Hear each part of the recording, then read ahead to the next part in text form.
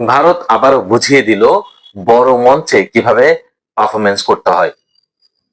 আপনারা যে যাই বলুন, BCCI, ICC team, India, ICC team, India পক্ষপাতিত্ব পায়, ইন্ডিয়া 11 জন নিয়ে না 12 জন নিয়ে খেলে, আম্পায়ার সহকে নিয়ে খেলে, এই কথাগুলো যারা বলে তারা আসলে খেলা বুঝে না।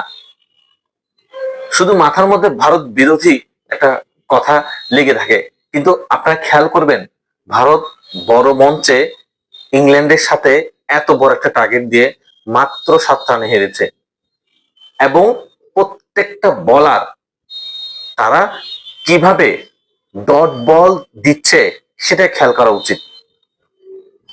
আপনি দেখেন, শেষে লাস্ট ওভার বাকি ছিল বুমরার, সেই জায়গায় সে ডট বল দিয়ে খেলাটাকে কত দূরত্ব নিয়ে এসেছে। এবং লাস্ট 2 ওভারে যখন 40 রানের উপর রান লাগে, তখন কিন্তু হার্দিক পান্ডিয়া এসে উইকেট নিয়ে দারুণ একটা কামব্যাক করেছে। স্যাম কারানের উইকেটটি, ওই বলটি যদি ছক্কা হতো তাহলে সিনারিওটা অন্য ধরনের হতে পারতো। কিন্তু ওই জায়গায় হার্দিক পান্ডিয়ার বুদ্ধিমত্তার কারণে কিন্তু ইন্ডিয়া জিতেছে। হার্দিক পান্ডিয়ার ওই ওভারটা কিন্তু কুশল ওভার ছিল। তারা কিন্তু বুমরাহকে কিন্তু মেরে খেলে নেই, তারা কিন্তু টার্গেট ছিল বুমরাহকে ওই ওভারটা চেক দিয়ে পরে আকসার প্যাটেল এবং হার্দিক পান্ডিয়াকে তারা সার্চ করবে, কিন্তু সে সুযোগটা কিন্তু হার্দিক পান্ডিয়া দেয়নি।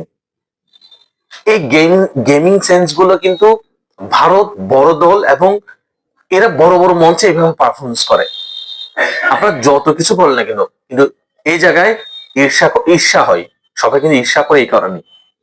এত বড় মঞ্চে এইভাবে এত ভাইটাল ম্যাচে, সেমিফাইনালের মতো একটা খেলায় এত অসাধারণ পারফরমেন্স করা আসলে কিন্তু চারটি খানি কথা নয়। আপনি বুমরার ওভার দেখেন, হার্দিক পান্ডিয়ার ওভার দেখেন, হর্ষদীপের ওভার গুলো যা হবে হোক, বোলিং বাজে করলেও কিন্তু একটা বলে কিন্তু টেনে দিচ্ছে। সেই জিনিসটা কিন্তু ভারত দলের আছে। কিন্তু আমাদের অনেকেই মনে করে যে ভারত আইসিসি টিম, আসলে কিন্তু তা না। আজকের ম্যাচ সেটার একটা বড় উদাহরণ। আমরা শুধু ভারতকে ঈর্ষা করি কারণ ওরা সবসময় ভালো পারফরমেন্স খেলে, সে কারণে আমরা মনে করি যে তাদেরকে আম্পায়াররা বা আইসিসি একটা সাপোর্ট করে। এটা সম্পূর্ণ মিথ্যা এবং বানোয়াট কথা, এটা মন গড়া কথা। আজকে খেলা যারা দেখেছে তারা অবশ্যই দেখেছে ভারত আসলে জিতার জন্য খেলেছে। 255 রানে স্কোর সেট করা এবং এটাকে ডিফাইন করতে না দেওয়া, এবং এই মন মানসিকতা আসলে ভারতের টিম সেটা করে দেখিয়েছে।